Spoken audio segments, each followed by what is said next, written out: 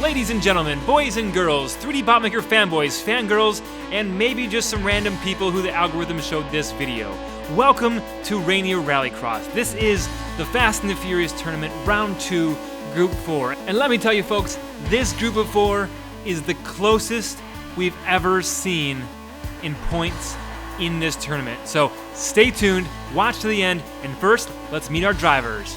We have cousin Ricky driving that beautiful Corvette. You can see him there holding the steering wheel. We have Sneaky Bob, who changed his paint job, but he's fast, he's sneaky, look out. Then one of our channel favorites, we have G4 Diecast Daddy G driving that GT40, followed by BAMBAM and that R33 Skyline.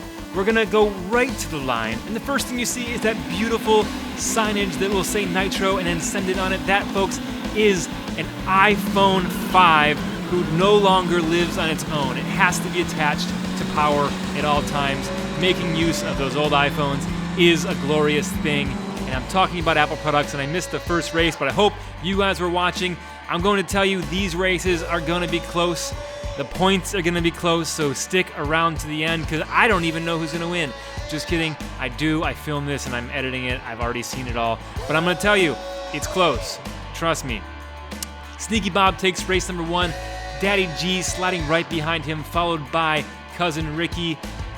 And then BAMBAM and then R33, not looking so fast. He looked fast in the first round, but folks, once you get these professional drivers who are moving on to the second round, the competition is getting stiffer and stiffer, and if it's not getting stiffer and stiffer, there is pills we can add into the track to make things a little bit harder for everybody. Race 2, they're out of there, up into the 360. It looks like Sneaky Bob is out front, but no, cousin Ricky comes out of nowhere and takes the victory in round 2. And folks, every single race we're going to show you the points. We're going to show you the scoreboard. And I want you to keep an eye on each driver, where they're at, and their track position, because track position matters. As we know, lane 2 is the fastest lane in this track, on this track in Rainier Rally. And when you're in lane 2, you have to capitalize on that. And folks, when there's a slower car in lane 2, it opens up the doors for lanes 1, 3, and 4 to take advantage, and that's when the spots really matter. Not when lane 2 person wins it. Like right here, BAMBAM is proven to be slightly slower than the other 3 cars.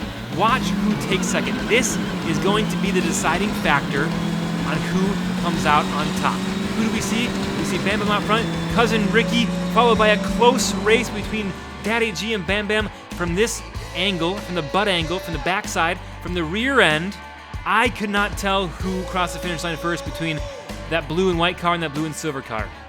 I also closed my eyes because I was scared.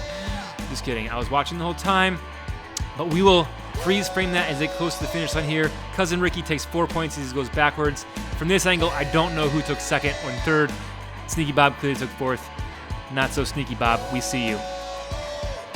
We see it from the finish line cam. Cousin Ricky, freeze frame it. BAMBAM takes that point away from Daddy G.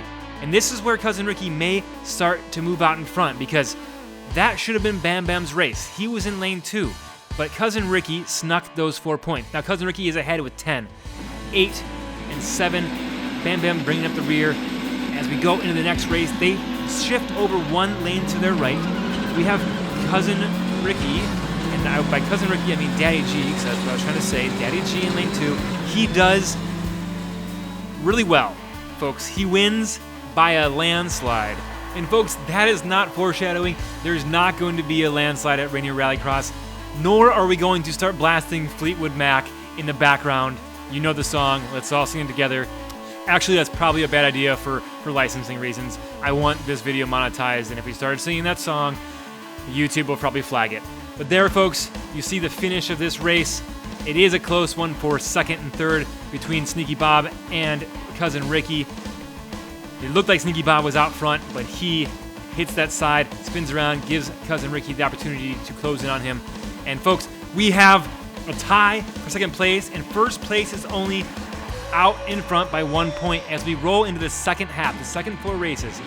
If the scores stay the same, if these drivers finish in the exact same positions in the lanes they did in the first 4 races, we'll have a tie for second place. and the other person would be winning by 2 points. But let's see what happens. In this race, it looks like Sneaky Bob is out front. Daddy G is in second. Cousin Ricky comes in third. We will watch that. We'll slow it down for you.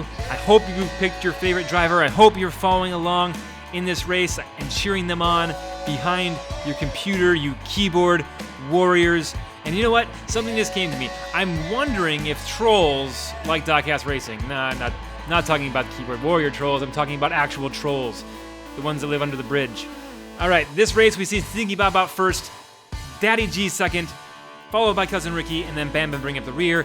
Folks, I believe, I'm not sure, I haven't done the math, but Bam Bam is not looking good. He needs to win all the rest from here on out. We have a tie again, but a tie between two different drivers for second place. And Sneaky Bob out front. We are going back and forth with the lead and ties for second.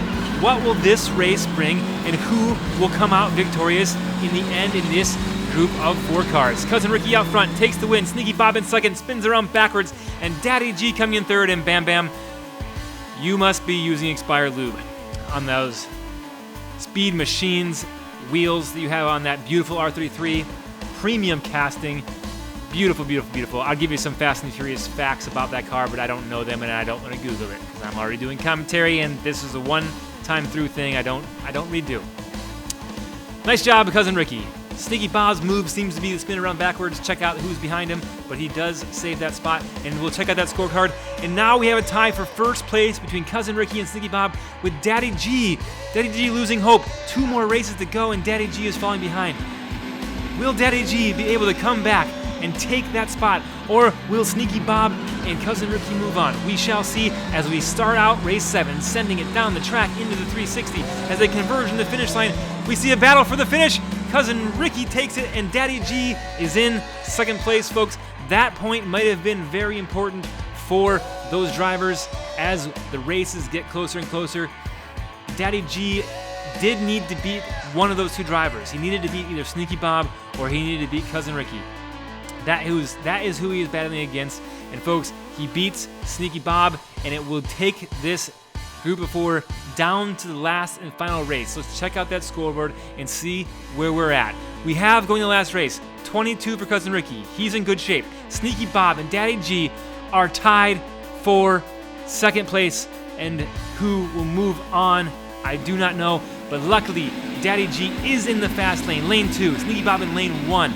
Will Daddy G keep that GT40 on the track and get enough points to move on as they go up into the 360? Daddy G is looking good. Daddy G out front, followed by Cousin Ricky, and Sneaky Bob coming in third, almost getting passed by Bam Bam. Something may have happened to Sneaky Bob's car there that is abnormal for him.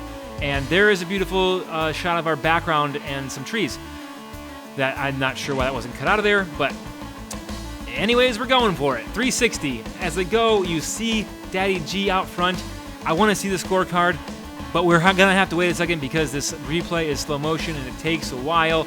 But I know you're doing the math in your head. It's 4, 3, 2, 1 point system.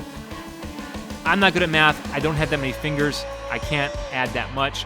But right here, right now, you're going to see the final score of this heat.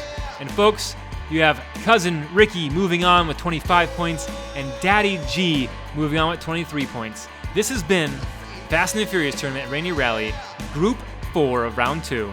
Until next time, stay tuned, stay passionate, and get ready for more exciting moments on the track.